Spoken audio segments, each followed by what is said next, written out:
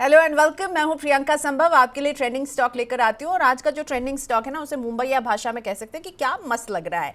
मस्त लग रहा है पेटीएम का शेयर, क्योंकि इसमें हमने जबरदस्त तेजी आज देखी है। शेयर में एक पॉइंट पर 12% तक का एक अप ट्रेंड देखने को मिला है। लेकिन ये अप ट्रेंड कितना रोबस्ट है और क्यों आया है अप ट्रेंड, ये समझने की कोशिश करेंगे। और इस अप मूव में आपको क्या करना है, ये है सबसे बड़ा सवाल। इसका जवाब वीडियो के आखिर में आपको मैं देती हूं। लेकिन आज शेयर ने जो है 769 का इंट्राडे हाई छुआ था और एक महीने में हम शेयर को 15% तक बढ़ते हुए देख चुके हैं। 6 महीने में 96% से ज्यादा भाग चुका है ये शेयर। 52 वीक लो इसका जो था उससे अब ये 2.5 गुना ऊपर है। जब इस वीडियो को हम रिकॉर्ड कर रहे थे तब इसका भाव 749 के आसपास है, लेकिन जब बाजार खुले थे तब इसने एक तगड़ा अपमूव दिखाया था।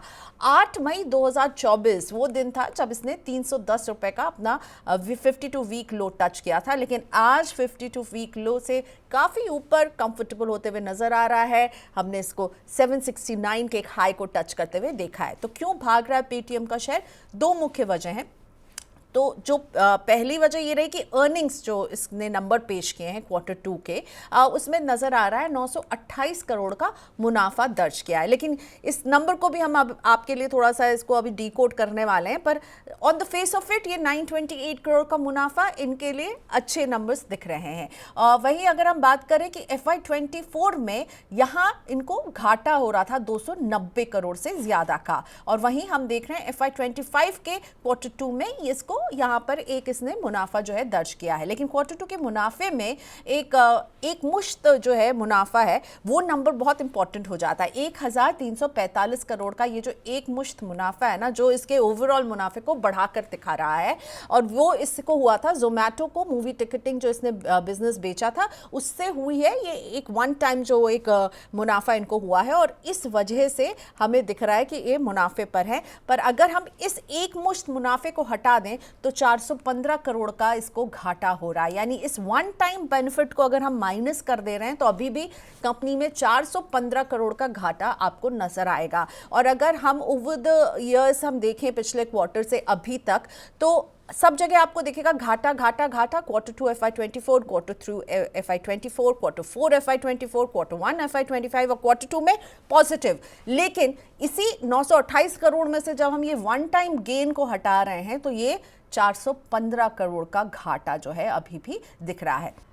अब आपको बताते हैं कि Q2 में रेवेन्यू के फ्रंट पर क्या हो रहा है। तो यहाँ पर भी हमें जो है अच्छी खबर नहीं नजर आ रही है। 2519 करोड़ से 34% की गिरावट ईयर ऑन ईयर, यानी पिछले साल के Q2 में जहाँ हम देख रहे थे 2519 करोड़ का इनको रेवेन्यू हुआ था, इस क्वार्टर में रेवेन्यू के नंबर 1660 करोड़ पर आ गए हैं। ईयर ऑन ईयर हम इसमें एक ब्लिप देख रहे हैं। सितंबर तिमाही में कंपनी की जो ग्रॉस मर्चेंडाइज वैल्यू GMV में 5% की बढ़ोतरी हुई है क्वार्टर ऑन क्वार्टर।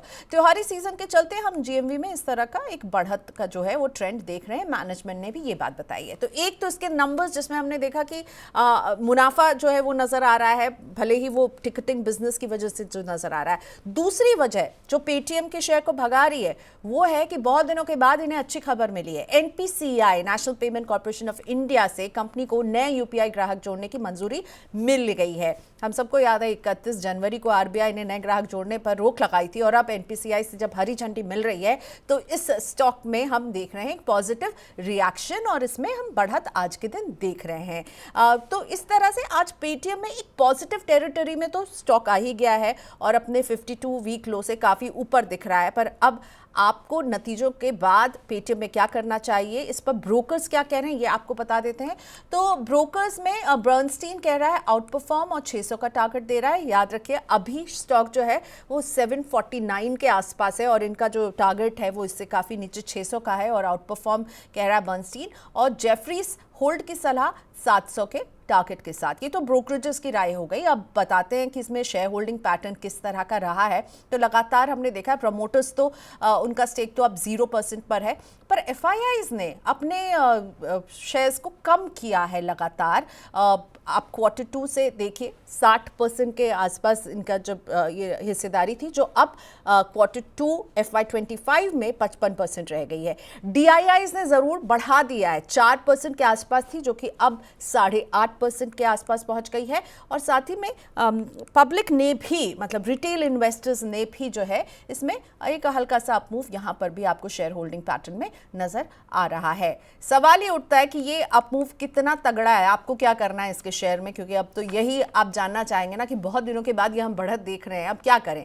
तो हमारे एक्सपर्ट, हमने बात की एयूएम कैपिटल के head of research Rajesh Agarwal, उनका कहना है दूर रहिए, कि अभी इनसे दूरी रखने की सलाह दे रहे हैं। टिकट बिजनेस बेचने से जो मुनाफा आया है, इसी वजह से आप इसको पॉजिटिव, इनके जो अर्निंग नंबर्स हैं वो आपको बहुत अच्छे लग रहे हैं, लेकिन इससे अभी दूरी रखने की सलाह दे रहे हैं। नतीजों में सुधार के लिए थोड़ा और समय लगेगा, यानी राजेश जी जो हैं वो और वॉच करना चाहेंगे कुछ क्वार्टर्स में इनका प्रदर्शन।